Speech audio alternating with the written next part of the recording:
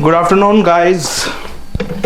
तो my self doctor आदर्श ओझा और मैं आ गया हूँ एक नया वीडियो के साथ जिसका नाम है neural control and coordination and nervous system human physiology का सेकंड लास्ट चैप्टर। ठीक है, तो बाकी सब तो हो गया है। डिटेल वाला भी लेक्चर पहले ही डाल चुके थे 5-6 महीने पहले। एनसीईआरटी वर्ड टू वर्ड चल रहा है।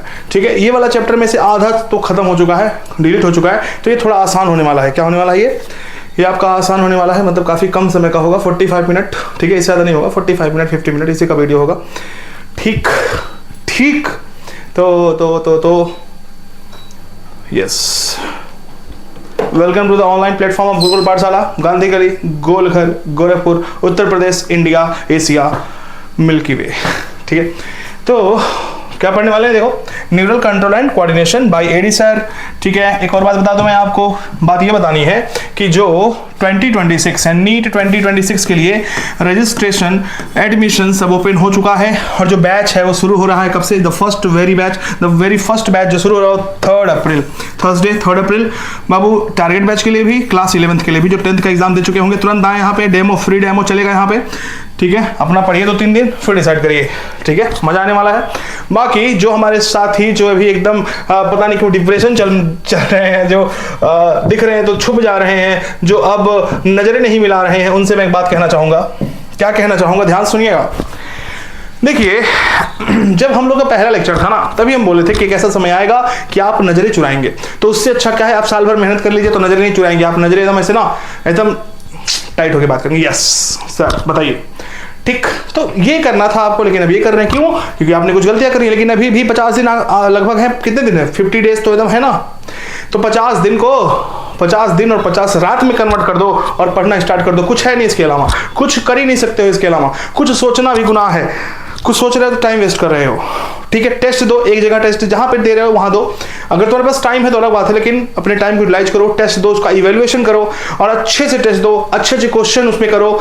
जो क्वेश्चन समझ में नहीं आता है, टीचर के पीछे पड़ो, दौड़ा लो, एकदम तड़िया लो, जाओ उनसे पूछो, शर्माओ मत। ये मत सोचो कि अगर मान लो ठीक है नहीं भी होना है सिलेक्शन, मान लो अभी सीख रहे हो सकता है अगले साल सिलेक्शन हो, तो ये 2 महीना वेस्ट नहीं करना इस चक्कर में कि नहीं होगा, अरे अगले साल, तो अगले साल करेंगे तो इस साल भी 2 महीना बचा है ना, इसको भी करो ना यूटिलाइज। ठीक, कड़वा होगा पर सच है। ठीक है बाबू, तो याद रखिएगा। तो भाई सिर्फ डॉक्टर आदर्श ओझा और आपके सामने बाबू है एक चैप्टर, बहुत ही सुंदर सा, बहुत ही थोड़ा सा कॉन्सेप्चुअल है। क्या है मैं बात करूंगा, इसमें हम पढ़ेंगे neural system, human neural system. ठीक है, पहले न्यूरल सिस्टम पढ़ेंगे ओवरऑल, फिर ह्यूमन पे आ जाएंगे, फिर न्यूरॉन के बारे में पढ़ेंगे और लास्ट में सीएनएस पढ़ेंगे थोड़ा सा, बस खत्म हो जाएगा चैप्टर। इंट्रोडक्शन के बारे में बात करें तो क्या है, ध्यान सुनिएगा। As you know, the function of the organ system in our body must be coordinated to maintain the homeostasis. ध्यान समझिएगा, न्यूरल सिस्टम है क्या? मैंने बटन दबाया, बल्ब जल गया, तो बटन और जो बटन दबाया स्विच, वो और बल्ब दोनों के बीच में ना एक तार है, वो तार है बाबू। तो उसी तरह से हमारे बॉडी में ये जो बटन है स्विच, ये हमारा जो स्विच ना, सेंटर है, पूरा मेन बोर्ड है हमारे बॉडी का, जैसे घर का मेन बोर्ड होता है वही हमारा ब्रेन। और यहाँ से चीजें वायर्स डिफरेंट ऑर्गन्स में जाके कनेक्ट हुई हैं। हम कहेंगे कि यह है नर्वस सिस्टम, नर्व्स। जो तार है वो क्या है, नर्व्स हैं। ठीक, चीजों को हम, अगर हमको तुम कुछ बताना है तो हम नर्व्स के सिस्टम से करेंगे। नर्व्स, तुम्हारे पास नर्व्स भेज दिया, मतलब जो ऑर्गन उसके पास सिग्नल भेजना है, नर्व्स के रास्ते इलेक्ट्रिक करंट द्वारा भेजेंगे, या तो हम केमिकल प्रोड्यूस करके हार्मोन्स के द्वारा भेजेंगे, न्यूरोट्रांसमीटर्स के द्वारा भेजेंगे। तो ये सब चीजें हैं, कई सिस्टम है। उसमें जब पहला सिस्टम जो सबसे इंपॉर्टेंट और सबसे तगड़ा है वो कौन है बाबू? नर्व सिस्टम, जो बहुत तेजी से काम करता है। तो ये चैप्टर का दूसरा नाम होता है नर्व सिस्टम। कह रहा है कि हमारे बॉडी में जितने भी ऑर्गन है, ऑर्गन सिस्टम है, सब मिलकर कोऑर्डिनेटेड सब मिलकर काम करते हैं ताकि हमारा होमियोस्टेसिस मेंटेन हो सके। होमियोस्टेसिस मतलब हम मैमल्स हैं। होमियोस्टेसिस का मतलब क्या होता है कि हम अंदर के बॉडी के जो भी इन्वायरमेंट है सराउंडिंग, अंदर की बॉडी के इंटरनल ऑर्गन्स, इंटरनल है ना, टेम्परेचर हुआ, ऑस्मो रेगुलेशन हुआ, तो वो जो ऑस्मोटिक कंसंट्रेशन है वो सब मेंटेन रखना। बाहर कुछ भी हो फर्क नहीं पड़ता, अंदर एकदम कांस्टेंट इंटरनल इन्वायरमेंट को मेंटेन रखना होमियोस्टेसिस कहलाता है। तो इसको कैसे करें हम? कोऑर्डिनेटेड, जितने ऑर्गन सिस्टम है सब मिलकर काम करते हैं ताकि होमियोस्टेसिस मेंटेन हो सके। ठीक है, coordination is the process through which 2 or more organ interact and complement the function of complete complement the function of other.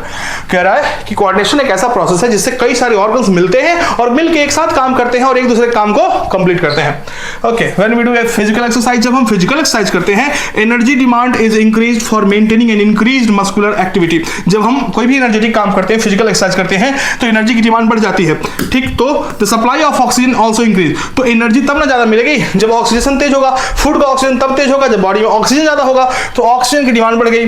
The increase supply of oxygen necessitates an increase in the rate of respiration. और supply oxygen की तेज होगी तब respiration, rate of respiration, inspiration सब तेज होगा, heart beat बढ़ जाएगा and increase blood flow, blood flow बढ़ जाएगा, ब्लड सेल्स के द्वारा ब्लड फ्लो बढ़ गया। व्हेन फिजिकल एक्सरसाइज स्टॉप, अब जैसे ही फिजिकल एक्सरसाइज स्टॉप हो गई, the activity of nerves, lungs, heart, kidney सब return to their normal condition, original position पे आ जाएंगे। Thus, the function of muscles, lungs, heart, blood vessels, kidney and other organs are coordinated while performing physical exercise।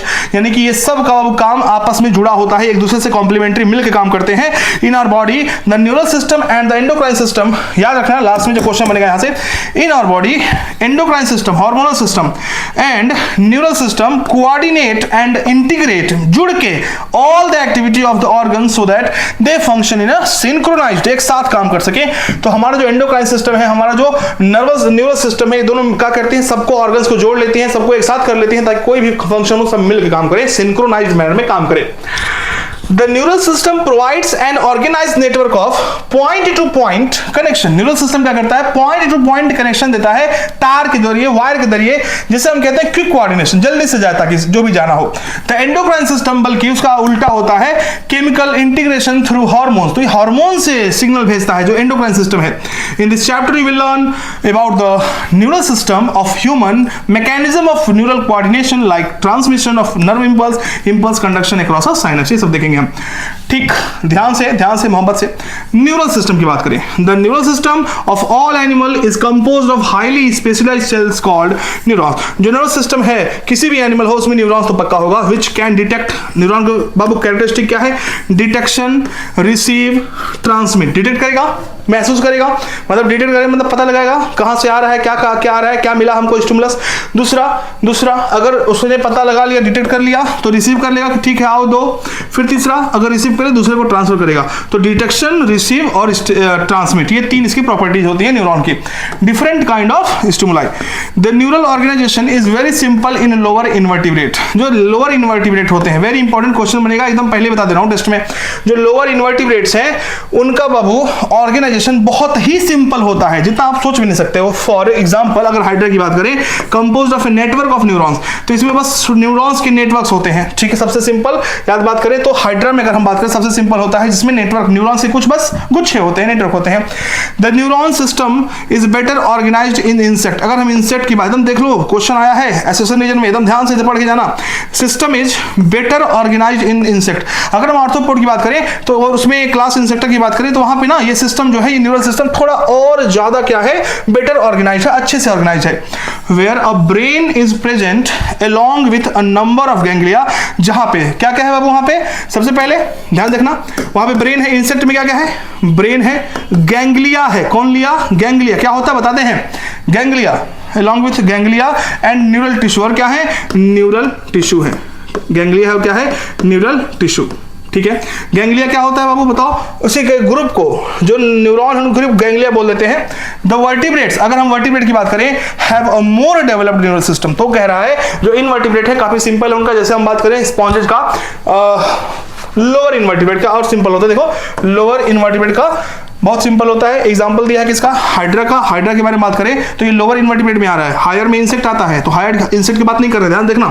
तो lower invertebrate यानी कि hydra किसमें composed है बाबू, neuron से। किससे बने हैं, न्यूरॉन्स के ही नेटवर्क, न्यूरॉन्स के साथ न्यूरॉन्स। इसमें इंसेक्ट की बात करें तो हायर वर्टिब्रेट इनवर्टिब्रेट है, तो इसका थोड़ा सा और अच्छा होता है, इसमें ब्रेन होता है, गैंग्लिया होता है, इसमें न्यूरल टिश्यूज होते हैं। ठीक, अगर वर्टिब्रेट की बात करें तो और भयानक होता है, सबसे ज्यादा ऑर्गेनाइज होता है, सबसे ज्यादा एडवांस होता है।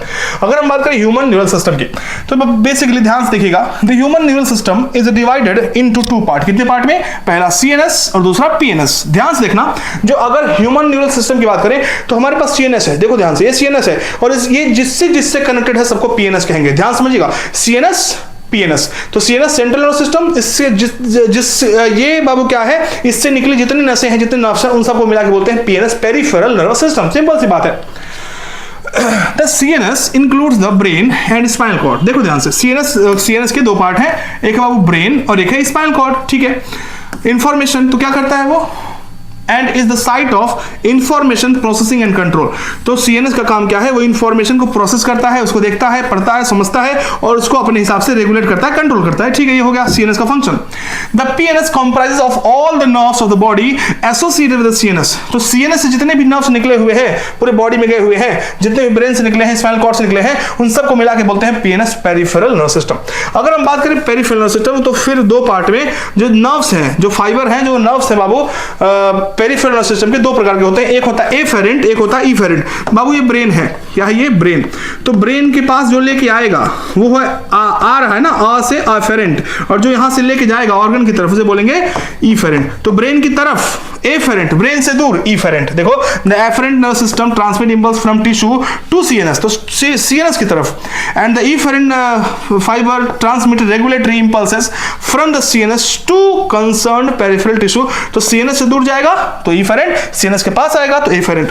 The PNS is divided into two division called somatic nervous system and autonomous nervous system. कह रहा है, जो ध्यान सुनिएगा, जो पीएनएस है फर्दर उसको दो पार्ट में डिवाइड करा हमने। पहले सीएनएस था, सीएनएस को दो पार्ट में डिवाइड किया, ब्रेन और स्पाइनल कॉर्ड। जो सीएनएस था उसमें से बाबू जितनी नसें निकली हुई हैं और जो पूरे बॉडी में फैली हुई हैं, उन सबको पीएनएस बोलते हैं। पीएनएस को दो पार्ट में डिवाइड किया, एक बाबू क्या था, एएनएस, और एक था एसएनएस। एसएनएस का फुल फॉर्म क्या है, सोमैटिक नर्वस सिस्टम, और एएनएस का फुल फॉर्म क्या है, autonomous nervous system. Somatic nervous system का मतलब क्या है, जो इस सीएनएस से नसें जो गई हैं कहां बाबू, स्केलेटल सिस्टम, स्केलेटल मसल्स के पास गई हैं, उनको हम बोलते हैं क्या, उनको हम बोलते हैं एसएनएस। और जो ऑटोनोमस नर्वस सिस्टम, यानी कि जो सीएनएस से कहां गई हैं सारी नसें, बताओ, जो सिस्टम है सीएनएस के और जो इनवॉलंटरी मसल्स हैं उनके बीच, उसको हम बोलते हैं क्या, एएनएस। देख लेते हैं।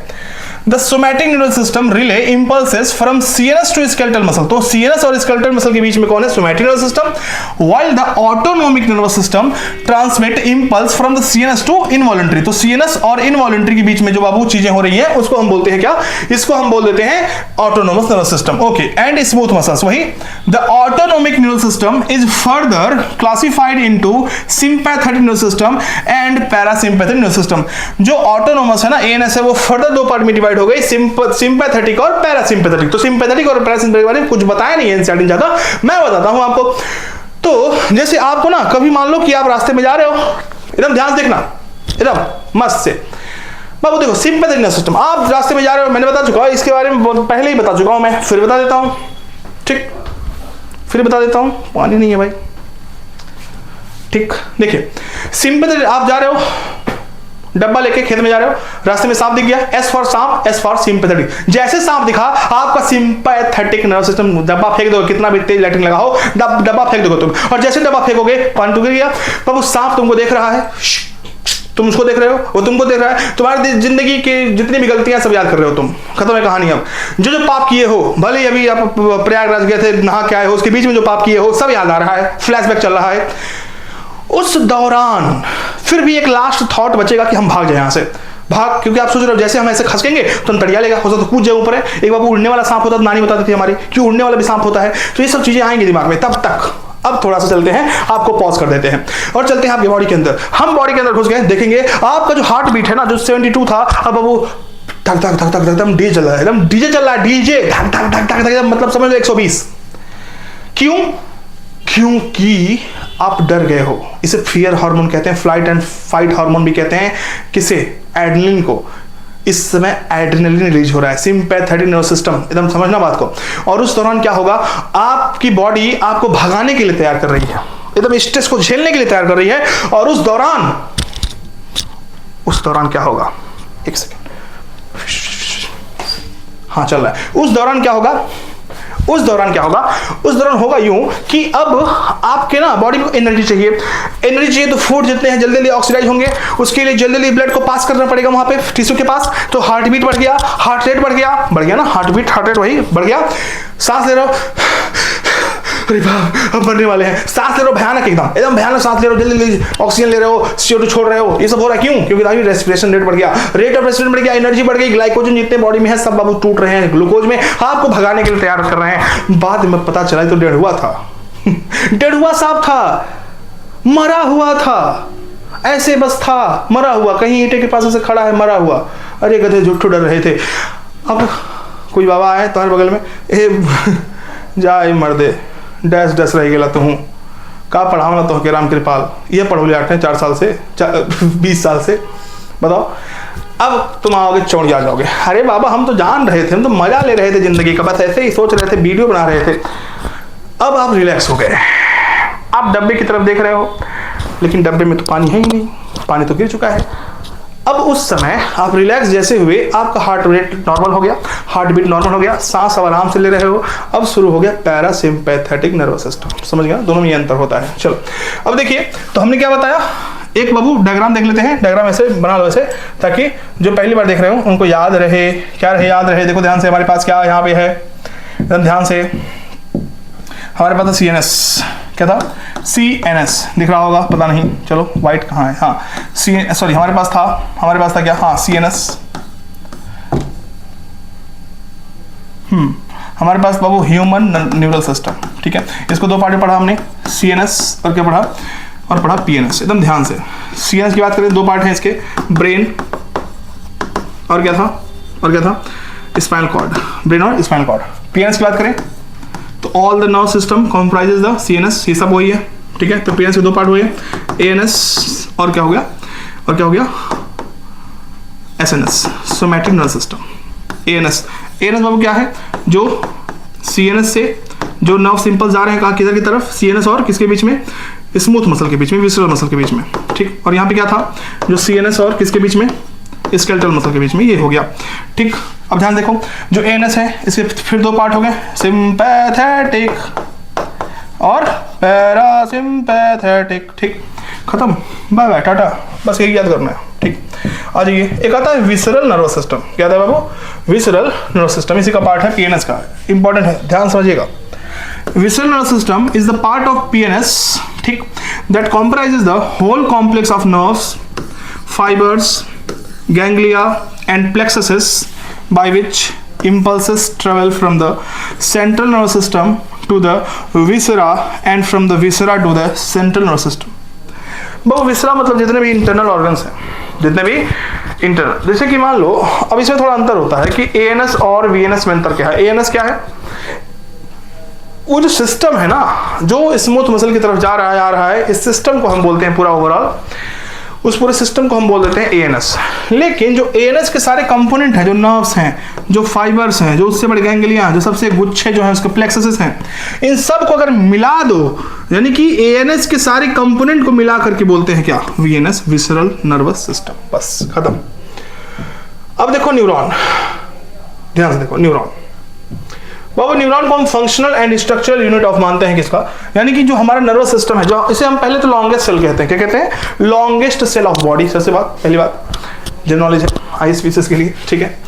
देखिए इसमें है क्या, ये जो नर्व सेल है इसको नर्व सेल न्यूरॉन कहते हैं। इसके बेसिकली कितने पार्ट होते हैं, बेसिकली हम बात करें 3 पार्ट होते हैं। पहला है डेंड्राइट, दूसरा है सेल बॉडी, जिसे साइटोन कहते हैं, सेल बॉडी या साइटोन कहते हैं, डेंड्राइट्स, सेल बॉडी, साइटोन, और तीसरा सबसे इंपॉर्टेंट है एक्सॉन। ध्यान से देखना, ये सेल बॉडी है, देखो ये है सेल बॉडी, ये है सेल बॉडी, ठीक, ये सेल बॉडी के ना लास्ट में जाके टर्मिनेट ब्रांच हो गया है, कई सारे ब्रांच, इस ब्रांच को बोलते हैं डेंड्राइट्स, क्या बोलते हैं। और ये जो पूरा बीच का ना पूरा जगह, इसे सेल बॉडी बोल रहे हैं। सेल बॉडी के अंदर एक न्यूक्लियस है, सेल बॉडी के अंदर और डेंड्राइट्स के अंदर घुसा हुआ है एक लॉब्यूलर छोटा छोटा ग्रैनुलर स्ट्रक्चर, इसको बोलते हैं निसल्स ग्रैन्यूल्स, क्या बोलते हैं। और ये निसल्स ग्रैन्यूल्स सिर्फ कहाँ पाया जाता है, C और D में, मतलब सेल बॉडी में और डेंड्राइट्स, याद रखना। निसल्स ग्रैन्यूल्स कहाँ पाया जाता है, C और D में।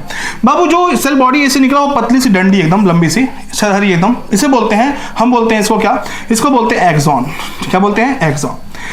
एक्सॉन के ऊपर यहाँ पे कुछ एनवेलप्स हैं, इस एनवेलप्स को बोलते हैं क्या, माइलिन शीथ, क्या बोलते हैं एनवेलप्स को, माइलिन शीथ।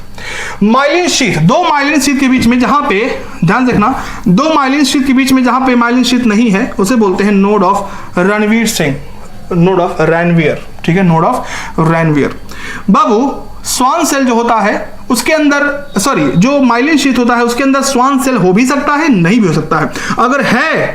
अगर है देखो स्वान सेल है, इसको हम बोलते हैं ना, इसको हम बोलते हैं माइलिनेटेड न्यूरॉन। क्या बोलते हैं बाबू?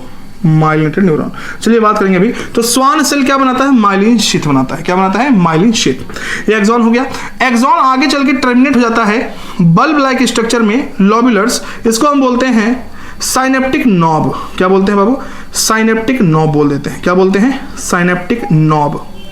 ये हो गया आपका साइनेप्टिक नॉब, ठीक है, ओके। एक्सॉन टर्मिनल है ये, जिसे हम टेलोडेंड्रिया भी कहते हैं। क्या कहते हैं? टेलोडेंड्रिया। तो ये पार्ट है इसके, खत्म। चलिए पढ़ लेते हैं एक चीज को। A neuron is a microscopic structure composed of 3 major part। 3 major part है, नेमली सेल बॉडी, डेंड्राइट्स और एक्सॉन। सेल बॉडी, डेंड्राइट्स और एक्सॉन, ये 3 पार्ट है। The cell body contain cytoplasm. Cell body के पास क्या क्या होता है? साइटोप्लाज्म होता है। अरे यार दुख रहा है भाई, अभी बस 50% और है, साइटोप्लाज्म, ठीक है। उसके पास कुछ सेल और ऑर्गेनल्स होते हैं, कुछ ग्रेनुलर बॉडी जिसे हम निसल्स ग्रेन्यूल्स कहते हैं, ये होता है। Short fibres which branch repeatedly and project out of the cell body, इसे हम कहते हैं क्या? डेंड्राइट्स, ठीक है। तो सेल बॉडी में क्या क्या होता है? साइटोप्लाज्म होता है, टिपिकल सेल्स और, ठीक है ना, सेल ऑर्गेनल्स होते हैं, और कुछ ग्रेनुलर बॉडी होते हैं जिसको हम निसल्स ग्रेन्यूल्स कहते हैं, ठीक।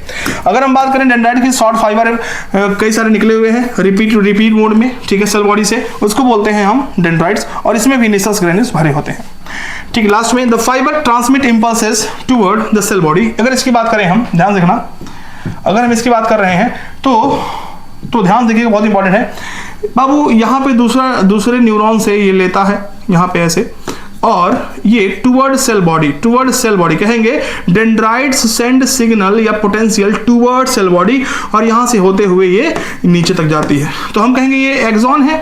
एक्सॉन क्या करेगा? Away from cell body. याद रखना, एक्सॉन जो होते हैं वो अवे फ्रॉम सेल बॉडी भेजते हैं पोटेंशियल को, और जो डेंड्राइट्स होते हैं टुवर्ड सेल बॉडी भेजते हैं। किधर भेजते हैं? Toward cell body. याद रखेंगे इसको, ठीक।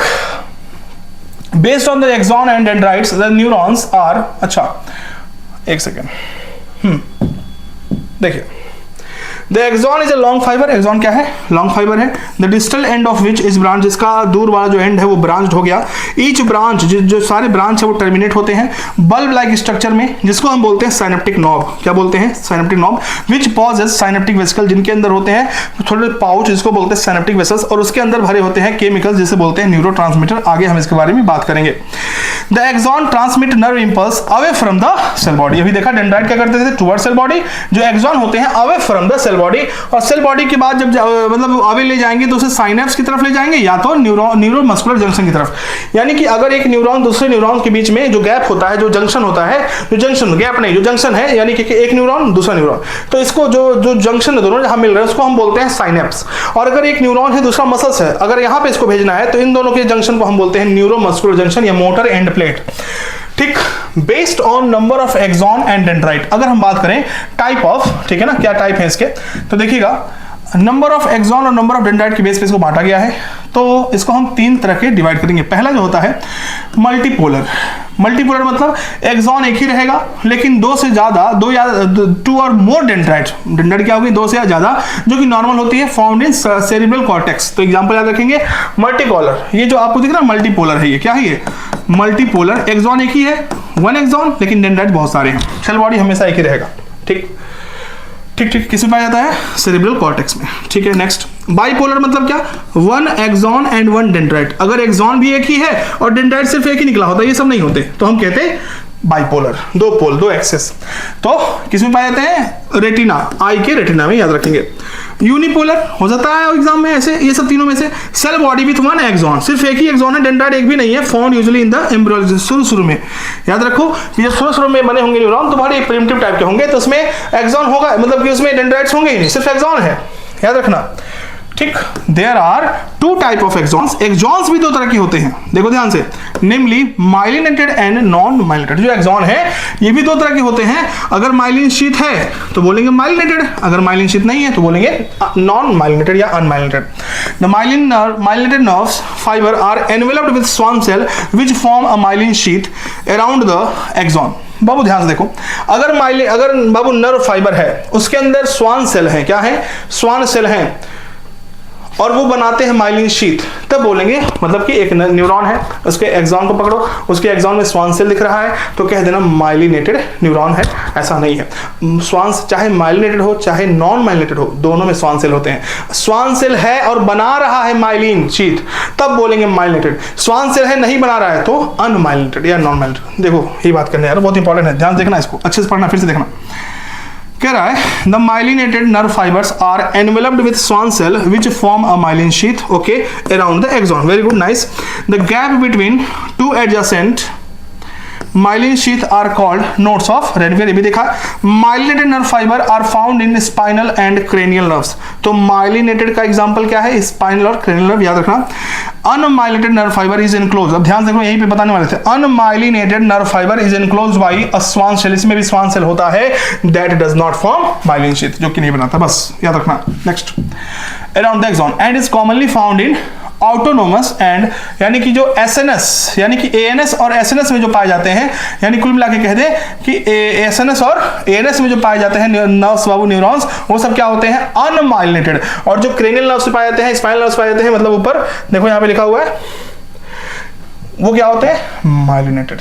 ठीक, अब आता है जो मेन चैप्टर जो यहाँ पे फंसता है आपका, जहां जिसके लिए आप वीडियो देखने शायद आए होंगे, तो इसे बोलते हैं बाबू generation and conduction of nerve impulse. Generation and conduction of nerve, तो बहुत लोग बहुत बातें आपको बताए होंगे, ठीक है ना, तो हम उतने बाबू बात नहीं बताते हैं। आपको पता होगा, इतने साल से जुड़े हो, इतने मतलब दिन से जुड़े हो, जानते हो कि हम बहुत लिमिटेड बात बताते हैं, बहुत ही लिमिटेड, तारीफ को नहीं कर रहे हैं, हो सकता है बुराई कर रहे हो, तो बहुत ही लिमिटेड बात बताते हैं। तो वही लिमिटेड बात हम बताने आए हैं आपको, बस बता के चले जाएंगे फटाक से अभी। ठीक, कोई दिक्कत, कोई बाबू डर, कोई प्रॉब्लम नहीं होनी चाहिए, ठीक है ना, ठीक है ना, ठीक। चलिए देख लीजिए, generation and conduction of nerve impulse. बाबू एक न्यूरॉन से दूसरे न्यूरॉन या फिर एक ही न्यूरॉन के ऊपर कैसे वो इलेक्ट्रिक करंट जाता है, किस तरह से सिग्नल, किस तरह से मैसेज जाता है, इसकी बात हम करने वाले हैं। तो क्या लिखा है, neurons are excitable cells because their membranes are in polarized state. बाबू जो इनके मेम्ब्रेन है एक्सॉन के, न्यूरॉन की मेम्ब्रेन एक्सॉन कहें हम, वो हमेशा पोलराइज्ड स्टेट में होते हैं, इसीलिए हम कहते हैं कि ये क्या है बाबू, एक्साइटेबल है। क्या है ये, excitable. Do you know why the membrane of a neuron is polarised? आपको पता है कि जो मेम्ब्रेन होता है न्यूरॉन का, पोलराइज्ड कैसे होता है? ध्यान से देखिएगा, different type of ion channels are present on the neural membrane. कई तरह के आयन चैनल न्यूरल मेम्ब्रेन पे प्रेजेंट होते हैं। These ion channels are selectively permeable, और ये क्या होते हैं, सिलेक्टिवली परमिएबल होते हैं, किसी आयन को आने देंगे, किसी को नहीं आने देंगे।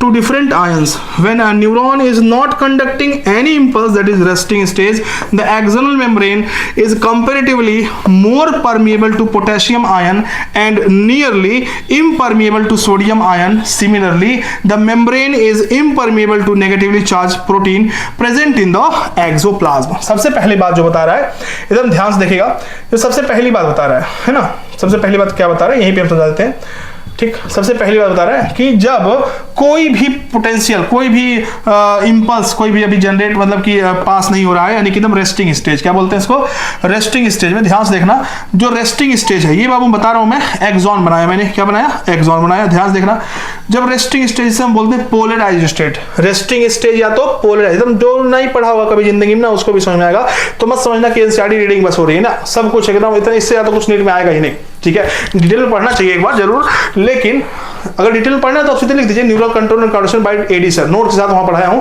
लेकिन यहाँ पे आप अच्छे से पढ़ सकते हैं, कोई दिक्कत नहीं है। ठीक है, लेकिन अगर मन में शंका है तो आप वहां जा सकते हैं। देखिए कह रहा है कि रेस्टिंग स्टेट, क्या कैसा स्टेट है, रेस्टिंग स्टेट है, यानी कि इसे हम बोलते हैं पोलराइज्ड स्टेट। क्या बोलते हैं, पोलराइज्ड। ठीक, उसमें क्या हो रहा है देखते हैं, उसमें क्या हो रहा है देखते हैं हम लोग, ध्यान से देखिएगा बाबू। उसमें बस BGC UGC जो होता है ना, कुछ नहीं है, एकदम एकदम शांत, एकदम कह रहा हूं ना। सब पूछते हैं वोल्टेज गेट चैनल क्या होता है, ये क्या होता है, कब ऑन, नहीं यार नहीं पढ़ना है, नहीं आता है कितनी बार, जिस दिन ही भरोसा हो गया तुमको उस दिन तुम्हारा सिलेक्शन होगा, देख लीजिएगा, ठीक है ना। और बायोलॉजी कराएगा देख लेना, वही रोकेगा भी वही कराएगा भी, देख लीजिएगा आप, ठीक। चलिए ध्यान से ध्यान देखिए, ये बाबू एक है न्यूरॉन का बॉडी, उसका बाबू सरफेस है, मतलब एक पार्ट है जो हम एक्सॉन बोलेंगे। इसके अंदर भरा होता है एक्सोप्लाज्म। क्या भरा होता है? एक्सोप्लाज्म भरा होता है। देखो कह रहा है रेस्टिंग स्टेट है, यानी कि जब कोई भी ट्रांसफर नहीं हो रहा है, कोई भी चीजें इस पे कुछ नहीं चल रही है, कोई करंट पास नहीं हो रहा है। जैसे एक मान लो यहाँ पे है, एक यहाँ पे है, तो इसमें से इसमें पास होगा तब ना मैसेज सिग्नल ट्रांसफर होगा, तो कोई सिग्नल इसमें ट्रांसफर नहीं हो रहा है, तो इस दौरान इसको हम बोलते हैं रेस्टिंग स्टेज। क्या बोलते हैं? एकदम ध्यान से, रेस्टिंग बोलते हैं, या तो हम बोलते हैं पोलराइज्ड। क्या बोलते हैं? पोलराइज्ड इसलिए बोल रहे हैं क्योंकि ऊपर की तरफ सोडियम की संख्या ज्यादा होती है, ऊपर की तरफ, बाहर की तरफ किसकी संख्या ज्यादा है? Sodium ion. अंदर किसकी ज्यादा संख्या? K+। और अंदर क्या चीज है? Negatively charge protein. अंदर क्या है? नेगेटिवली चार्ज्ड प्रोटीन, ये है। तो अंदर बाबू नेगेटिवली चार्ज प्रोटीन है। हम कहते हैं एट रिलैक्स स्टेट में किसकी एंट्री ज्यादा है बाबू? मोर परमिएबल, याद रखना एकदम क्वेश्चन में बनेगा। पहला मोर परमिएबल किसके लिए? K+ के लिए, ठीक। नियरली इम्परमिएबल किसके लिए? सोडियम आयन के लिए, ठीक। और तीसरा एकदम इम्परमिएबल, एकदम हद खत्म, इम्परमिएबल किसके लिए? नेगेटिवली चार्ज प्रोटीन के लिए। नेगेटिवली चार्ज यानी कि पोटेशियम को अंदर नहीं, बाहर नहीं जाने देगा, सोडियम को अंदर नहीं आने देगा, नेगेटिव चार्ज प्रोटीन को बाहर नहीं जाने देगा। अब देखिए, तो ध्यान से देखना, इस दौरान होता क्या है? होता ये है क्या, देखिए इस दौरान होता क्या है, इस दौरान होता क्या है? किसके लिए बाबू परमिएबल है? पोटेशियम के लिए। किसके लिए इम्परमिएबल है? सोडियम के लिए। नियरली पर किसके लिए एकदम करेक्ट इम्परमिएबल है? Negatively charge. तो अंदर नेगेटिवली चार्ज प्रोटीन की वजह से यहाँ पे सब नेगेटिव हो जाएगा क्योंकि पोटेशियम कम है। और बाहर का चार्ज क्या होगा? बाहर पॉजिटिव चार्ज। बाहर कैसा चार्ज? Positive charge. बाहर कैसे चार्ज है बाबू? Positively charge. इसे बोलते हैं पोलराइज्ड स्टेट। क्या बोलते हैं? और इसको मेंटेन करने के लिए कौन जिम्मेदार है? इसको मेंटेन करने के लिए जिम्मेदार क्या है? देखिए 2 पोटेशियम अंदर आता है, 2 पोटेशियम इनसाइड बाबू, याद रखना। और 3 सोडियम बाहर। 3 सोडियम कहाँ? बाहर, आउटसाइड। 3 सोडियम बाहर, याद रखना। 3 सोडियम बाहर और 2 पोटेशियम अंदर, ठीक। एकदम ध्यान से, ये होता है पोलराइज्ड स्टेट। और इस दौरान जो ऊपर सरफेस के बाहर और सरफेस के अंदर दोनों के बीच में जो पोटेंशियल जनरेट होता है, जो पोटेंशियल डिफरेंस जनरेट होता है, इसको बोलते हैं रेस्टिंग पोटेंशियल। क्या बोलते हैं? Resting potential. एकदम अच्छे से देख लेना क्या लिखा हुआ है। Comparatively more permeable to potassium ion and nearly impermeable to, अंदर के लिए बात कर रहा है, अंदर आने के लिए। Similarly the membrane is impermeable to negatively charge protein present in the axoplasm. Consequently the axoplasm inside the axon contain high concentration, इसीलिए अंदर की तरफ पोटेशियम ज्यादा हो गया and negatively charge protein and low concentration, और अंदर सोडियम कम हो गया, सोडियम कम है। In contrast the fluid outside the axon, जो एक्सॉन के बाहर फ्लूइड है उसके पास क्या है? लो कंसंट्रेशन ऑफ पोटेशियम और हाई कंसंट्रेशन ऑफ सोडियम। यानी कि अंदर की तरफ, एकदम ध्यान से, अंदर की तरफ कौन ज्यादा? पोटेशियम ज्यादा। अंदर की तरफ कौन कम? सोडियम कम। बाहर की तरफ कौन ज्यादा? सोडियम ज्यादा। बाहर की तरफ कौन कम? पोटेशियम कम। एकदम ध्यान से, ठीक। और इससे बन गया क्या? एक concentration gradient. These ionic gradient across the resting membrane are maintained by, इसको मेंटेन कैसे करते हैं? इतना कैसे हुआ? अंदर पोटेशियम बाहर सोडियम ज्यादा, कैसे हुआ? क्योंकि यहाँ पे एक्टिव ट्रांसपोर्ट हो रहा है। किसका? एक्टिव मतलब एनर्जी खर्च हो रही है, यानी कि सोडियम पोटेशियम पंप चल रहा है। क्या चल रहा है? सोडियम पोटेशियम पंप चल रहा है और ट्रांसपोर्ट हो रहा है आयंस का। कैसे हो रहा है बाबू? 3 सोडियम बाहर 2 पोटेशियम अंदर। 3 सोडियम बाहर 2 पोटेशियम अंदर। हम कह रहे हैं पोलराइज्ड स्टेट। पोलराइज्ड स्टेट मतलब क्या होता है? कि मतलब अभी कोई भी इंपल्स ट्रांसफर जनरेट कंडक्शन कुछ नहीं हो रहा है। और उस कंडीशन में बाबू अंदर की तरफ पोटेशियम भरा हुआ है, अंदर की तरफ negatively charge ions, negatively charge proteins भरे हुए हैं, और बाहर कौन भरा हुआ है? एक्सोप्लाज्म के बाहर, यानी कि एक्सॉन मेम्ब्रेन के ऊपर, बाहर वाला जो एनवायरनमेंट है वहां पे सोडियम भरा हुआ है। ये हम कह रहे हैं कि ऐसा क्यों है? क्यों बाहर सोडियम ज्यादा, बाहर पोटेशियम कम, अंदर पोटेशियम ज्यादा, अंदर सोडियम कम? ऐसा बाबू हुआ है सोडियम पोटेशियम पंप की वजह से। सोडियम पोटेशियम पंप क्या कर, लगातार काम कर रहा है। अगर रेस्टिंग स्टेज है तो उसको मेंटेन करने के लिए वही काम कर रहा है। क्या कर रहा है? 2 पोटेशियम को अंदर ला रहा है। कहते सर परमेबिलिटी तो थी, सोडियम की तो नहीं थी, अंदर लाने की परमेबिलिटी की बात हो रही है। 2 पोटेशियम को अंदर ला रहा है, सोडियम को बाहर फेंक रहा है, यानी कि सोडियम की परमेबिलिटी नहीं है, एकदम याद रखना, यही भूलते हैं सब।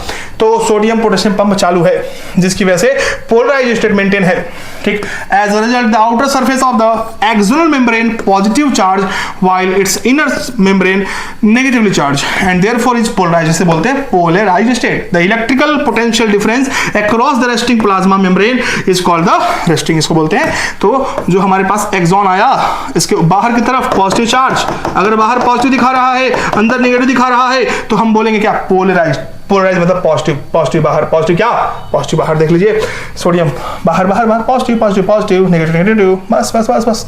आगे देखेंगे अभी।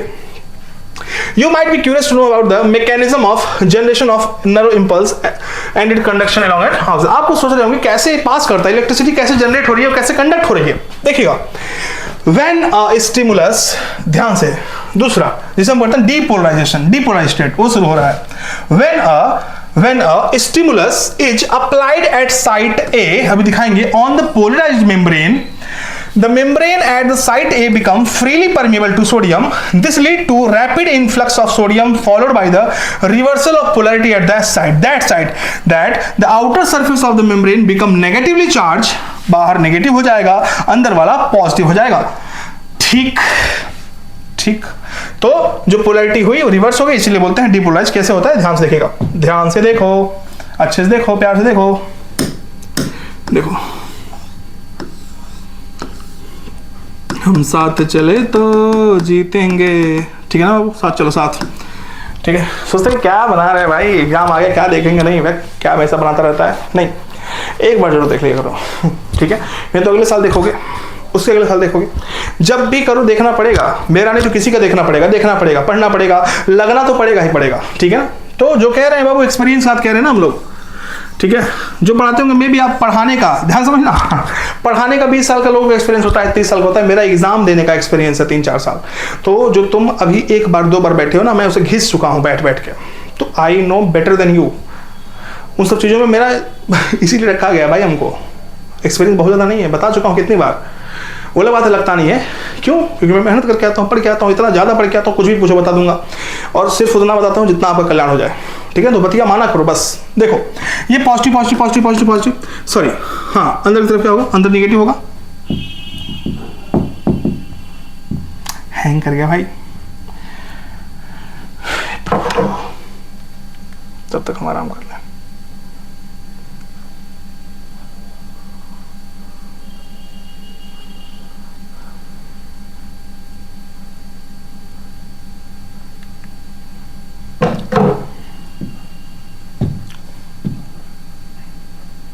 देखो देखो, पोलराइज स्टेट है, बाहर पॉजिटिव ज़्यादा है, पूरा भरा हुआ है, अंदर तरफ नेगेटिव है, यानी बाहर सोडियम की संख्या ज़्यादा है, पोटेशियम कम है, अंदर पोटेशियम की संख्या ज़्यादा है, सोडियम कम है दोनों, और अंदर नेगेटिवली चार्ज प्रोटीन्स है, ठीक। तो इसे हम बोले ना, बाहर पॉजिटिव अंदर नेगेटिव, इसे बोलते हैं पहला पोलराइज्ड स्टेट। क्या बोलते हैं, पोलराइज्ड स्टेट, पोलराइज्ड। दूसरा देखो, दूसरा यहाँ पॉजिटिव था, नेगेटिव था, पॉजिटिव नेगेटिव,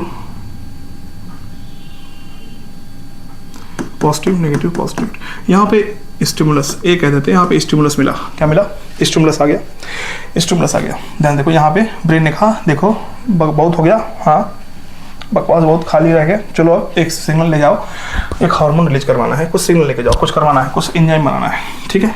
यहाँ पे स्टिमुलस आया, बाकी को हम बी कह रहे हैं, बगल वाले को बी कह दिया।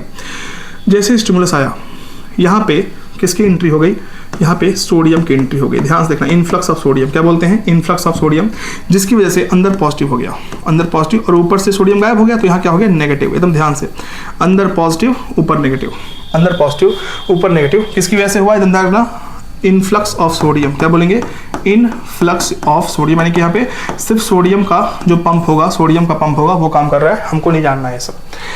तो हम कहेंगे, तो ऊपर नेगेटिव नीचे पॉजिटिव, इस साइड पे सिर्फ हम बोलेंगे डीपोलराइजेशन हो गया, डीपोलराइज स्टेट हो गया, पोलराइजेशन का उल्टा हो गया, तो डीपोलराइजेशन रिवर्स हुआ। अब देखना एक बात, यहाँ पॉजिटिव है, यहाँ नेगेटिव, यहाँ पॉजिटिव यहाँ नेगेटिव, तो यहाँ अब ये पॉजिटिव है ना, तो जो करंट इसकी वजह से जो पोटेंशियल डिफरेंस की वजह से करंट पैदा होगा, ये यहाँ से ए से बी मूव करेगा और ऊपर से ऊपर कहाँ बी से ए मूव करेगा। कंप्लीट हो गया सर्किट।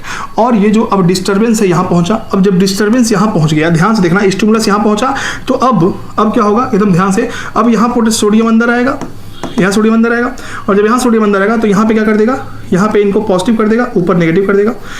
अब देखो ध्यान से, अब जब इधर आ गया स्टिमुलस, तो यहाँ स्टिमुलस गया खत्म, तो यहाँ फिर से वापस क्या हो जाएगा, फिर से वापस वही हो जाएगा, पॉजिटिव और नेगेटिव। इसको बोलते हैं रिपोलराइजेशन। देखो ध्यान से, अच्छा छोड़ दो इसको, फिर से देखो, जैसे ही यहाँ पे स्टिमुलस ए पे आया तैसे ही कौन आ गया, देखो ध्यान से, फिर से बना देंगे, 10 पर बनाएंगे, कोई दिक्कत नहीं है।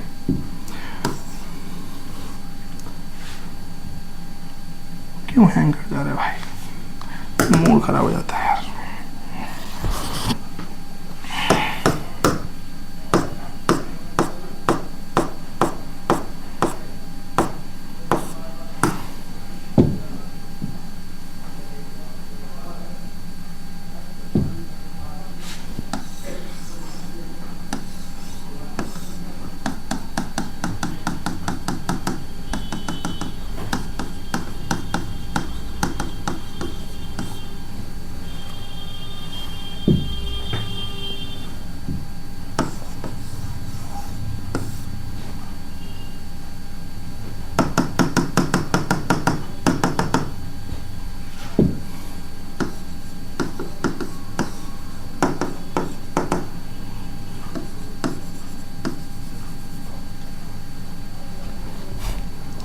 मतलब कि जैसे ही स्टिमुलस ए वाले पॉइंट पे आया तैसे ही नीचे अंदर सोडियम आने लगा, सोडियम आने लगा तो अंदर पॉजिटिव हो गया इसी जगह पे सिर्फ, और ऊपर हो गया नेगेटिव। इसको बोलेंगे डीपोलराइज्ड स्टेट। क्या बोलेंगे, डीपोलराइज्ड। ठीक है, बोल दिया। अब क्या हुआ, ध्यान देखना, अब हुआ ये, यहाँ पे ए पे पॉजिटिव, यहाँ बगल में नेगेटिव, यहाँ पॉजिटिव यहाँ नेगेटिव, तो ये बाबू यहाँ पॉजिटिव से नेगेटिव करंट जाएगा, यहाँ करंट यहाँ से यहाँ जाएगा, कंप्लीट हो गया सर्किट। हम कहेंगे अब ये डिस्टर्बेंस यहाँ पहुंचा, और जैसे ही यहाँ पे डिस्टर्बेंस पहुंचा, यहाँ पे क्या होगा, यहाँ पे फिर सोडियम अब अंदर आएगा, और सोडियम जब अंदर आएगा तो यहाँ स्टिमुलस हट गया। अब जब हट गया तो क्या होगा, ध्यान देखना, ध्यान देखना,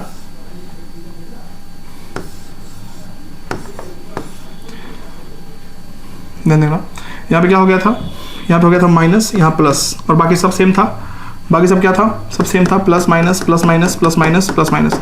ठीक है, ये डिपोलराइजेशन है। अब देखो हुआ क्या, जब ये इधर गया, करंट यहाँ गया तो डिस्टर्बेंस यहाँ पहुंचा, और जब डिस्टर्बेंस यहाँ पहुंचा तो यहाँ पे सोडियम अंदर आया, सोडियम अंदर आया, तो जब सोडियम अंदर आया तो फिर यहाँ पे क्या हो गया, यहाँ पे प्लस हो गया, ऊपर नेगेटिव हो गया, और बाबू यहाँ पे रिवर्स हो रहा है मामला, यानी कि यहाँ पे अब स्टिमुलस हट गया तो यहाँ पे फिर वापस क्या हो जाएगा, फिर से यहाँ पे चीजें बदलेंगी, पहले जैसा हो जाएगा, ऊपर प्लस नीचे माइनस, तो फिर से पोलराइजेशन आ गया। इसको बोलेंगे रिपोलराइजेशन। किसकी वजह से हुआ, यहाँ पे के प्लस ऊपर चला गया। ध्यान में तीनों में की पॉइंट है, इसमें क्या हुआ था, यहाँ दो के प्लस अंदर आ रहे थे, तीन सोडियम बाहर जा रहे थे। एकदम तीनों में क्वेश्चन समझना क्या पूछेगा। पहला, पोलराइज्ड स्टेट किसकी वजह से, कह देना 3 सोडियम बाहर है और 2 सोडियम अंदर, 2 पोटेशियम अंदर। डीपोलराइजेशन किसकी वजह से, कह देना सोडियम का influx of sodium at the point of stimulus. इसके बाद पूछेगा कि बाबू पूछेगा कि रिपोलराइजेशन कैसे, कह देना इफ्लक्स ऑफ पोटेशियम आयन। बस खत्म, इफ्लक्स। तो अब फिर यहां से यहां जाएगा, यहां से यहां ऐसे ऐसे स्टिमुलस कैरी कर जाएगा पूरा, बस खत्म। वही लिखा होगा यहाँ पे, देखो इसको भी देख लो, इसको कह दो ए कह दो, सोडियम है ऊपर भरा हुआ, प्लस प्लस प्लस, ठीक है, प्लस प्लस प्लस, कोई दिक्कत। अब क्या हुआ, क्या देखो यहाँ पे,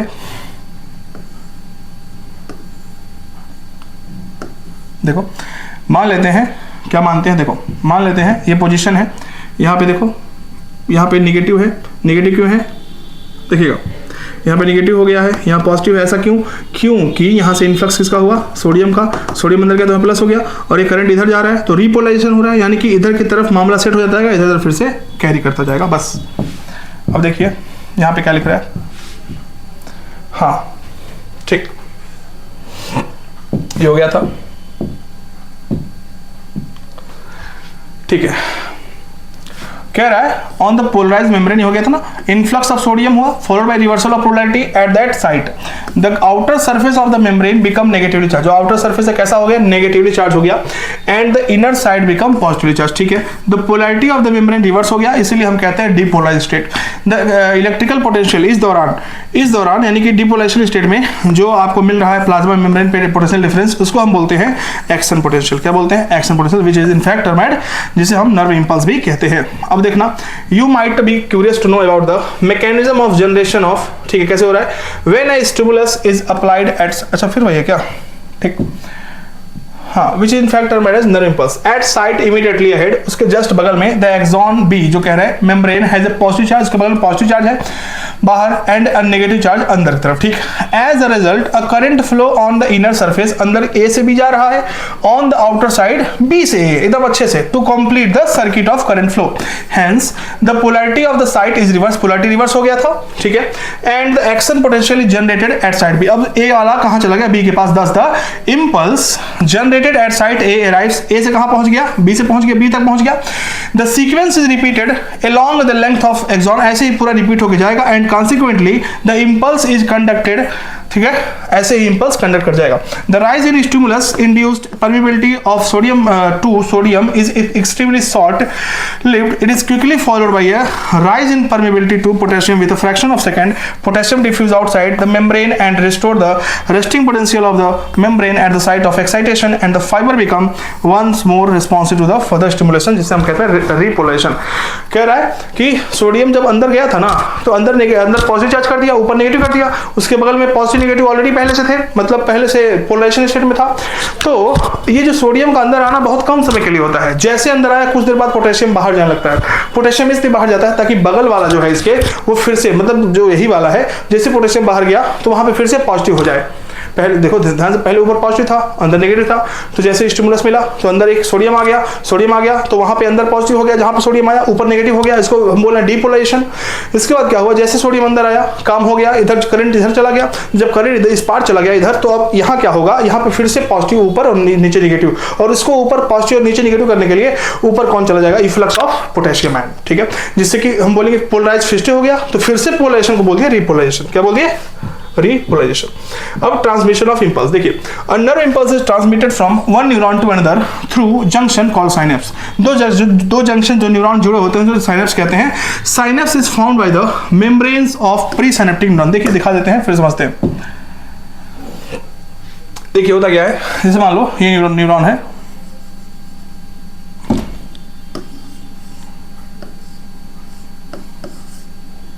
देखिए मान लीजिए, है ना, मान लीजिए न्यूरॉन है एक, ठीक। अब जो दूसरा न्यूरॉन होगा यहां से ऐसे होता है, ये मान न्यूरॉन है ना, ठीक है, हम अच्छे से बना, यहां दूसरा न्यूरॉन शुरू हुआ,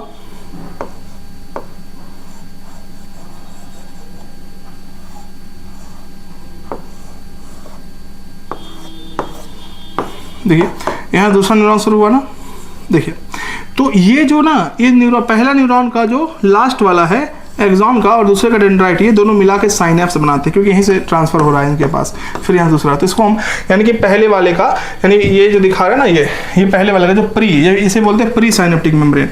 तो जो प्री साइनेप्टिक मेम्ब्रेन है वो एक्चुअल में टीलोडेंड्रिया है, यानी कि एक्सॉन का लास्ट वाला पार्ट है, और डेंड्राइट का जो शुरू वाला पार्ट है इसको पोस्ट बोलते हैं, पोस्ट साइनेप्टिक मेम्ब्रेन। समझ रहे हैं बात को? ये दोनों मिला के साइनेप्स बनाते हैं। तो देखिए ध्यान से, ये है एक्सॉन से निकला हुआ है ये स्ट्रक्चर, ध्यान देखिएगा।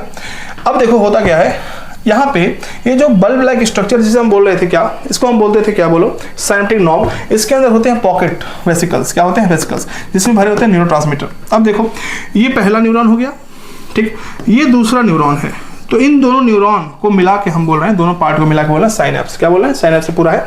अब इसमें देखो क्या है, ये है ना जो पहला वाला न्यूरॉन का लास्ट पार्ट है उसे बोलते हैं प्री साइनेप्टिक मेम्ब्रेन, साइनेप्स के पहले वाला मेम्ब्रेन, और जो दूसरा वाला है उसको बोलते हैं पोस्ट साइनेप्टिक मेम्ब्रेन, और इनके बीच में जो गैप है इसको बोलते हैं साइनेप्टिक क्लेफ्ट, और इन तीनों को मिला के बोलते हैं साइनेप्स। क्या बोलते हैं, तीनों को मिला के साइनेप्स।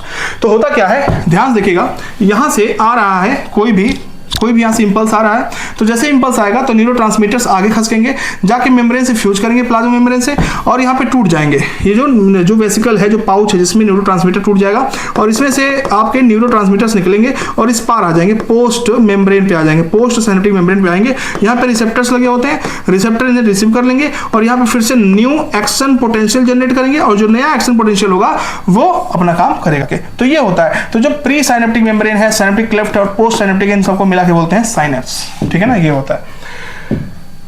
तो pre synaptic neuron and post synaptic neuron which may और may not be separated by gap. अगर गैप है ठीक है, नहीं है अगर गैप है तो साइनेप्टिक क्लेफ्ट कहते हैं।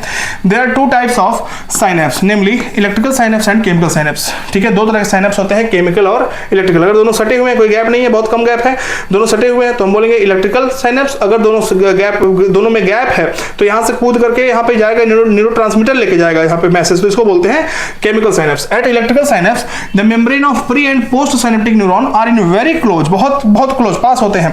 Electrical current can flow directly from one neuron to the other across these synapse.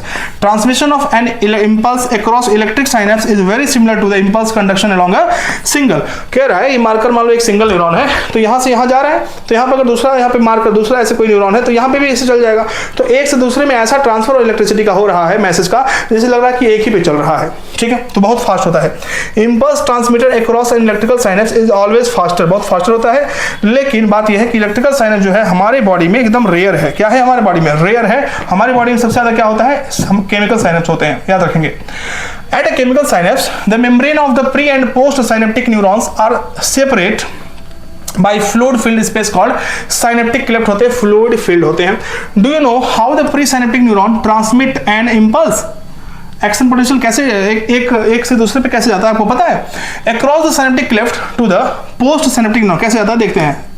क्या कह रहा है? कह रहा है chemical called neurotransmitters are involve in the transmission. इस ट्रांसमिशन में एक केमिकल इन्वॉल्व है जिसको बोलते हैं न्यूरोट्रांसमीटर।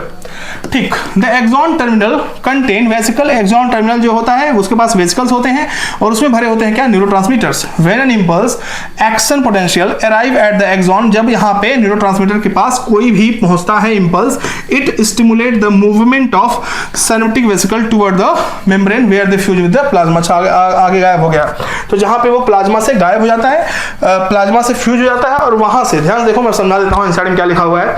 तो वहां पे फ्यूज हो गया प्लाज्मा के मेम्ब्रेन के साथ और वहां से न्यूरोट्रांसमीटर निकले, और जब न्यूरोट्रांसमीटर निकले तो प्री से पोस्ट की तरफ कूद के गए, तो पोस्ट के पास होता है रिसेप्टर्स, वहां पे वो गए और वहां पे एक नया पोटेंशियल जनरेट किया, और जब नया पोटेंशियल जनरेट हुआ फिर वहां से वो फैल गया जहां पे इसको जाना था। ठीक है ना, फिर वही जो आयन वाइन चैनल है उसी से हेल्प से। तो ये था पूरा, थोड़ा सा गायब हो गया और उसके लिए सॉरी। अब आता है central neural system, CNS। The brain is the central information processing organ of our body. हमारी बॉडी का जो सेंट्रल इंफॉर्मेशन प्रोसेसिंग ऑर्गन है वो ब्रेन है, और कमांड एंड कंट्रोल सिस्टम है ना, वही पूरा का पूरा संभालता है बॉडी को, इसीलिए हम इसको बोलते हैं command and control system. It control the voluntary movement, ये हमारे वॉलंटरी यानी कि जो इच्छा के अनुसार चलना तो भी काम करेगा। Balance of the body, balance बनाएगा। Functioning of vital involuntary organ, voluntary हो चाहे इनवॉलंटरी, CNS दोनों को संभालता है, चाहे जैसे लंग्स हुआ, हार्ट हुआ, किडनी, ये सब हमारी इच्छा के अनुसार नहीं चलते, इनको भी कंट्रोल करता है। थर्मोरेगुलेशन, बाबू कितना गर्म रखना है, कितना ठंडा रखना है। हंगर एंड थर्स्ट, आपकी भूख और प्यास को भी कंट्रोल करता है। सर्केडियन रिदम मतलब आपका वेकअप साइकिल वगैरह, सर्केडियन रिदम वगैरह ये सब करता संभालता है। Activity of several endocrine gland को भी संभालता है। And human behaviour, it is also the site for processing of vision. ठीक है, हमें देखने के लिए, सुनने के लिए जो सेंटर सब वहीं पे है, स्पीच बोलने के लिए, याद रखने के लिए, इंटेलिजेंस, इमोशंस एंड थॉट्स सब याद रखना। The human brain is well protected by the skull. Human का ब्रेन किससे प्रोटेक्टेड है बाबू? स्कल से। Inside the skull the brain is covered by cranial meninges. बाबू देखो ये बाबू स्कल है, स्कल के अंदर ये मान लो ब्रेन है आपका, क्या है ये? ब्रेन, गोबर नहीं है, ब्रेन है। तो कह रहा है ब्रेन है ना, ब्रेन और स्कल के बीच में 3 लेयर्स होते हैं। कितने लेयर्स? 3 लेयर्स। इसको बोलते हैं क्रेनियल मेनिंजेस। क्या बोलते हैं? Cranial meninges. क्रेनियल मेनिंजेस क्या है देखिए ध्यान से। कह रहा है क्या है, क्या कह रहा है? Outer layer called dura mater. ठीक है, आउटर क्या है? ड्यूरामेटर है। बीच में होता है एरेक्नॉइड, और सबसे नीचे जो ब्रेन से टच हो रहा है उसको बोलते हैं पायामेटर। तो नीचे से मैंने याद करा था, नीचे से पैड है, पैड, PAD। ठीक है, ठीक।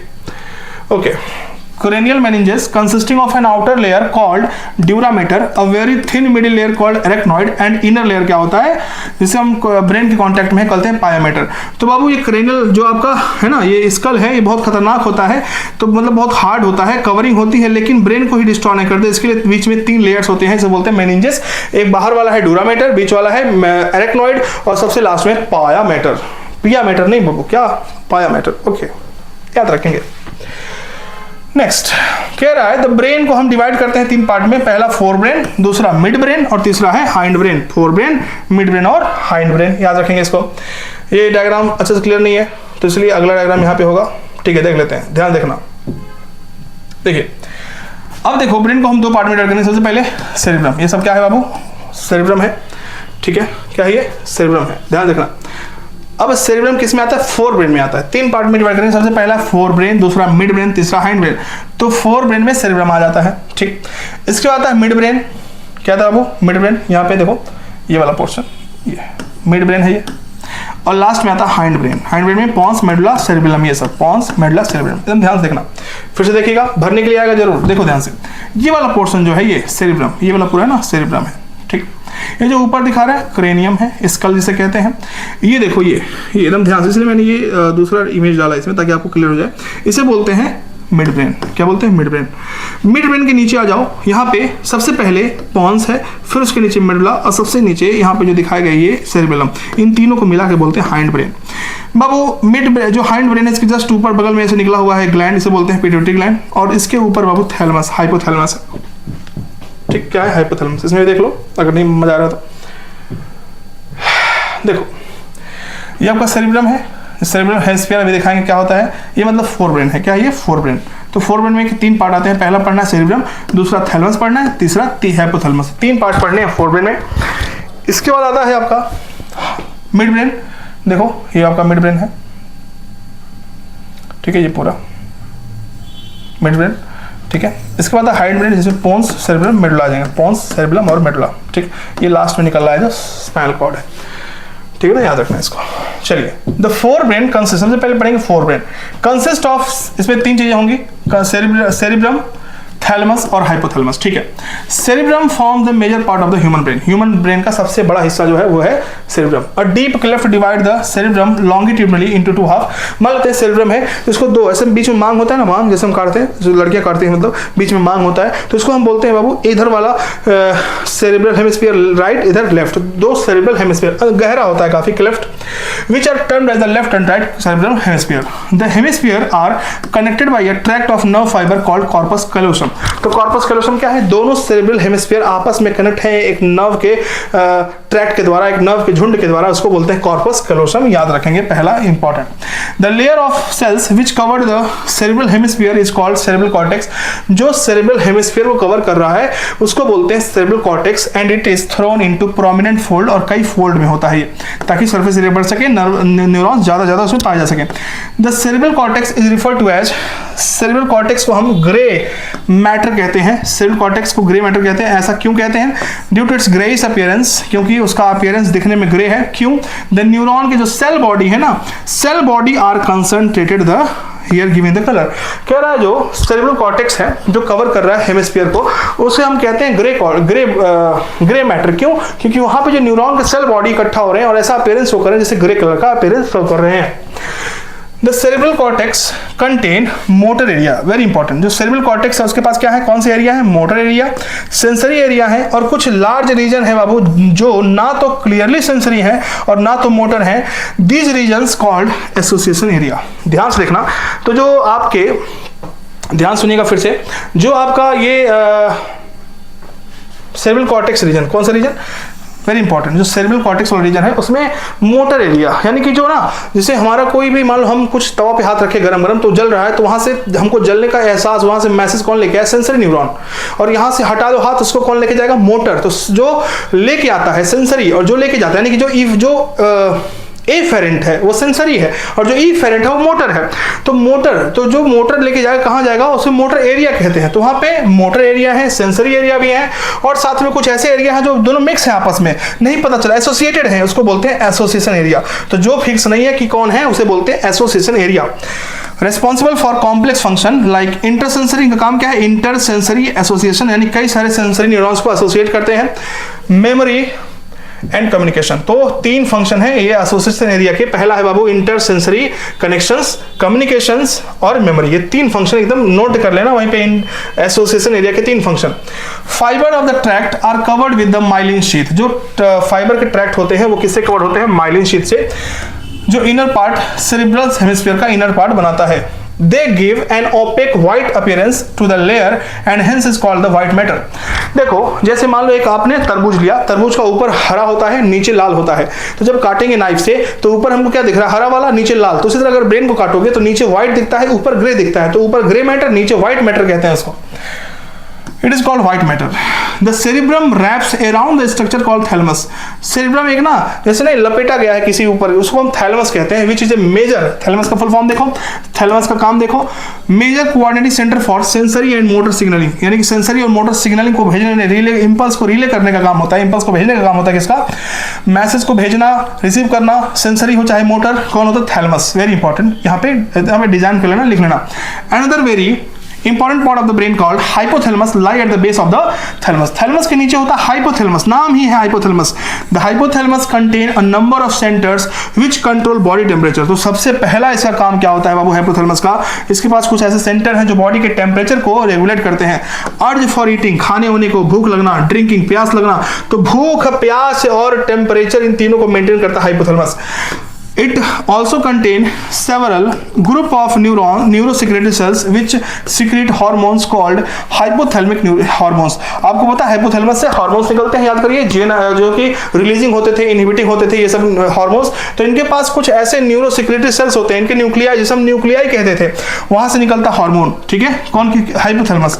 The inner part of the cerebral hemisphere and a group of association deep structure, यानी कि जो सेरेब्रल हेमिस्फीयर का सबसे गहरा वाला पार्ट है, और कुछ हम करें कुछ और डीप स्ट्रक्चर है, जैसे उस एमेगडेला और हिप्पोकैम्पस, ये सब ये कॉम्प्लेक्स बनाते हैं, इसे बोलते हैं लिम्बिक लोब। कह रहा है जो सेरेब्रल हेमिस्फीयर है उनके साथ मिल करके कौन, एमेगडेला और हिप्पोकैम्पस, ये सब मिल करके बनाते हैं एक स्ट्रक्चर, इसको हम बोलते हैं लिम्बिक लोब या लिम्बिक सिस्टम।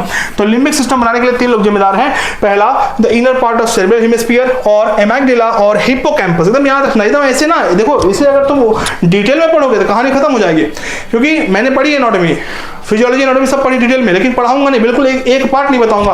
कंफ्यूज हो गए यार, इतना 90-95 चैप्टर पढ़ना है आपको, क्यों ये सब पढ़ना है? ये सब ऐसे ही कुछ चीजें रट लेनी चाहिए, कुछ चीजें याद कर लेनी चाहिए, ठीक है ना। हाँ, फंक्शन जो बता रहा हूँ वो याद कर लो, उससे ज्यादा नहीं पढ़ना। बहुत ही सब कॉम्प्लेक्स है, ब्रेन को पढ़ना इतना आसान नहीं है बाबू। जो आपको पढ़ रहा है उसी को आप पढ़ोगे नहीं, आप रट सकते हो। चलो अब देखो क्या कह रहा है, एमेगडेला, हिप्पोकैम्पस और सेरेब्रल हेमिस्फीयर का लास्ट वाला जो सिस्टम है, सब मिला के लिम्बिक सिस्टम बना रहा है अलोंग विद हाइपोथैलेमस। अब ध्यान से देखो, हाइपोथैलेमस के साथ मिलकर कुछ ये फंक्शन परफॉर्म करते हैं। पहला है रेगुलेशन ऑफ सेक्सुअल बिहेवियर। तो सेक्सुअल बिहेवियर, आपको जो डिजायर होता है, ये सब चीजें जो एक्सप्रेशंस होते हैं, उसको बाबू कौन, लिम्बिक सिस्टम किसके साथ मिलकर, हाइपोथैलेमस के साथ मिलकर काम कर रहा है। दूसरा expression of emotion, emotional behaviour जो आपका है, जैसे एक्साइटमेंट, एकदम एक्साइट है, प्लेजर, खुश है, रेज, बाबू गुस्सा है, डर है, ये सब मोटिवेशन, ये सब कौन करवा रहा है, लिम्बिक सिस्टम और हाइपोथैलेमस। लिम्बिक सिस्टम और हाइपोथैलेमस मिलकर करवा रहे हैं, याद रखेंगे। ये बाबू ह्यूमन ब्रेन हो गया। मिड ब्रेन देखते हैं। The mid brain is located between the thalamus, thalamus या हाइपोथैलेमस और हाइंड ब्रेन का जो पॉन्स है, ठीक है ना। जैसे मान लो यहाँ पे है थैलेमस और इसी के नीचे है क्या, हाइपोथैलेमस, ठीक। यहाँ पे है पॉन्स, ठीक, हाइंड ब्रेन का, ये फोर ब्रेन है, इनके बीच का जो हिस्सा है इसी को बोलते हैं क्या, mid brain. A canal called the cerebral aqueduct,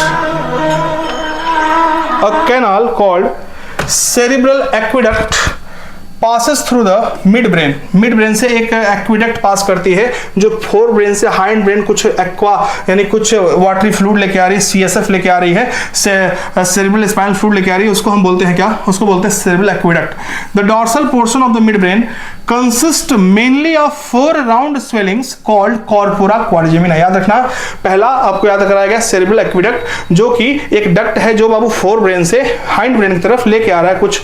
the dorsal portion of the mid brain, mid एकदम याद रखना एकदम एग्जैक्टली, द मिड ब्रेन का जो डॉर्सल पोर्शन है उसके पास 4 राउंड स्वेलिंग्स हैं, 4 राउंड स्वेलिंग्स हैं, 4 लोब्स हैं, इनको बोलते हैं कॉर्पोरा क्वाड्रिजेमिना।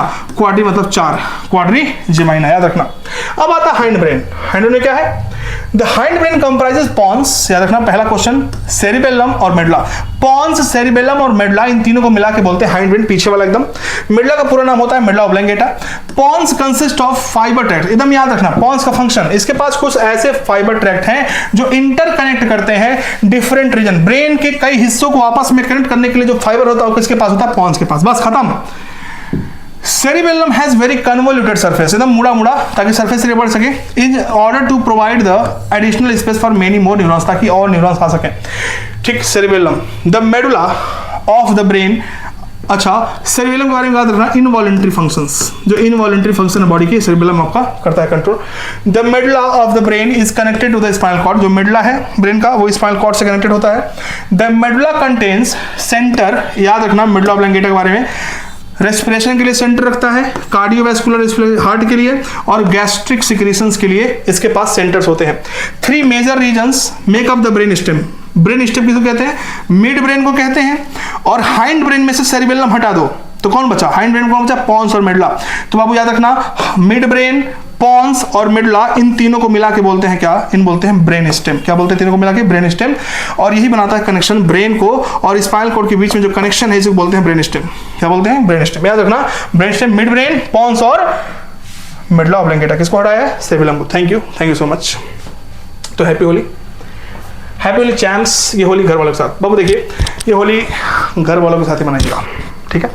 कोई कुछ भी कहे, कुछ भी कहे, ठीक है, ठीक है, पढ़ाई वढ़ाई होगी, 1-2 दिन घर वालों के साथ रहिए, क्योंकि इसके बाद आपको 50 दिन ना बहुत ही तगड़ा, 40-45 जो भी है, बहुत ही मतलब कहीं मुंह उठा के देखने का समय नहीं मिलेगा। तो थोड़ा सा ना अपने अपनों के साथ थोड़ा रह लीजिए 1-2 दिन, एकदम स्ट्रेस फ्री, एकदम स्ट्रेस फ्री एकदम है। होली खेलना हो खोलिए, मतलब खाइए अच्छा सा चीज़, घर पे रहिए, सबके साथ रहिए, ठीक है ना, मजा 2-3 दिन एकदम मजा करिए। और हैप्पी होली सबको, ठीक है। तो मैंने बना लिया, इसमें कई सारे रंग दिख रहे हैं आपको। हैप्पी होली चैम्प्स, ये होली घर वालों के साथ मननी चाहिए, ठीक है। तो आपके एडी सर आएंगे वीडियो के साथ, मिलते रहेंगे, ठीक, मिलते हैं नेक्स्ट क्लास में। Thank you.